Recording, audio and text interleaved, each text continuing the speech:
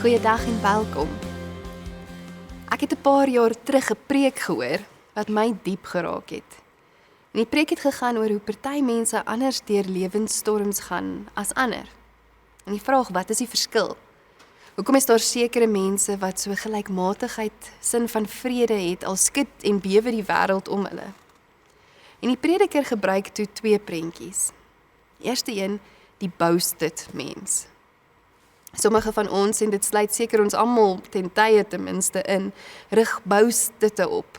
Strukture of dinge waaraan ons kan vasklou wanneer die wêreld om ons wankelrig raak. Miskien is dit soos 'n neseiertjie of 'n ontvlugtingsgewoonte, 'n verhouding of 'n ruimte waarin ons kan veilig voel. 'n Persoon wat ons aanvaar laat voel of goed laat voel. En hoe meer dinge om ons in mekaar val, hoe harder klou ons aan hierdie boasted. Maar die probleem is, die boasted staan op dieselfde wankelrige grond. Dit is ook maar tydelik. En ons raak afhanklik van iets wat self afhanklik is. Die tweede prentjie is die endoskelet mens. Mense wat toelaat dat God 'n innerlike struktuur in hulle vorm, 'n endoskelet. Hulle word van binne af regop gehou. En hulle hoef nie te klou nie, want die stabiliteit lê nie buite hulle nie, maar binne hulle, omdat God self hulle dra. Daar is 'n innerlike krag wat lei tot vrede en gelykmatigheid, selfs terwyl storms woed. Dis tog duidelik wat vir ons goed is om te kies, en tog, in die wêreld waarin ons bestaan, kry die boasted te baie meer aandag en word dit verklaar as baie meer doeltreffend as enige ander manier van lewe. Daarom praat Paulus eintlik hard en duidelik met die gemeente van Efese. In 'n tyd waar die kerk haar voete begin vind, waar Jesus nie meer tussen hulle loop nie, maar die Heilige Gees uitgestort is op die volgelinge van Jesus, moet hierdie gemeente hierdie woorde hoor. Lees saam met my. Wees baie versigtig hoe julle lewe, nie soos onverstandige mense nie, maar soos verstandiges. Maak die beste gebruik van elke geleentheid, want ons lewe in 'n goddelose tyd. Moet daarom nie onverstandig optree nie, maar probeer te wete kom wat die Here wil dat julle moet doen. Moet julle nie aan drank te buite gaan nie, daarmee gaan losbandigheid gepaard. Nee, laat die Gees julle vervul. En sing onder mekaar psalms, lofgesange en ander geestelike liedere. Sing met julle hele hart tot eer van die Here. Dank God die Vader altyd oor alles in die naam van ons Here Jesus Christus. Ek wonder of die gemeente vir 'n oomblik verward was. Die Heilige Gees is mos nou uitgestort. Hoekom moet hulle nou gevul word? Maar Paulus besef hoe maklik ons skrik en paniekerig raak en gryp na daai boustede, eerder as voel hoe ons endoskelette versterk word. Daarom weer en weer kan ons besef, ons word gevul met die krag, die wysheid, die teenwoordigheid, die vrede en die vreugde van die Gees van God. Dis hoe ons die wêreld ingaan en aanpak.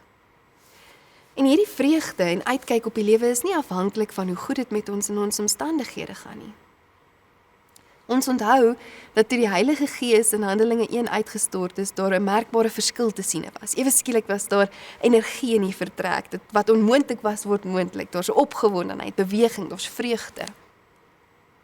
Maar hier sien ons ook dat dit nie net uitbundigheid en opgewondenheid is nie. Dit is ook die bewuswording van die realiteit saam met God in hierdie wêreld en in ons lewe. Wanneer ons gevul word met die Gees van God, is dit 'n groei in wysheid. Dis die besef dat onderskeiding nodig is om te midde van 'n klomp dinge te kies wat die beste is volgens die wil van die Here. Vervaag die vreugde dan? Nee. Maar dis baie meer as bloot optimisme. Dis 'n vreugde wat kan leef saam met pyn en nie daarvoor vlug nie. Tim Keller gebruik die beeld van sterre om die vreugde van die Heilige Gees te beskryf. Soos wat ons gevul word deur die Gees, sien ons meer soos Jesus sien. En ons sien dat dit dikwels donker is. Die nag van korrupsie, bose sisteme, swaar kry, gebrokenheid, verbrokkelende verhoudings. En ons ontken nie daardie donkerte nie. Maar dan, so sterre helderder en sterker skyn, hoe donkerder die nag word, skyn die dankbaarheid en vreugde van die Gees ook nog meer helder. Die endoskelet wat God self in ons is, verkrummel en breek nie, soos wat die wêreld skud nie. Wat is dan kenmerkend van iemand wat gevul is deur die Gees? Dit is iemand wat weet waar haar krag vandaan kom. Iemand wat bewus is van hoe nodig sy wysheid het. Iemand wat wakker is vir wat die Here doen en sê. Iemand waardeur God kan vloei. Dit wat hy gee, wat ook kan vloei in ander se lewe in. Dis iemand wie se vreugde en vrede, daardie gelykmatigheid wat haar laat staan al spoel die golwe oor haar, nie wankel nie. Juis omdat haar stabiliteit nie uit haar eie uitkom of haar eie vasstrap en vasstaan en vasklou nie.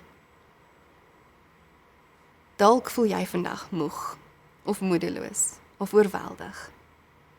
Dalk besef jy hoe baie jy klou aan boustutte, hoe jy vertrou op dinge om jou vas te laat staan. Dis goed om daarvan bewus te raak. Maar dan draai weer. Hoor die uitnodiging van Paulus, laat die Gees jou vervul. Sy Gees sal hom kom tuismaak in jou en jou hartsvriend wees, jou metgesel. Hy sal jou toerus, hy sal jou vashou.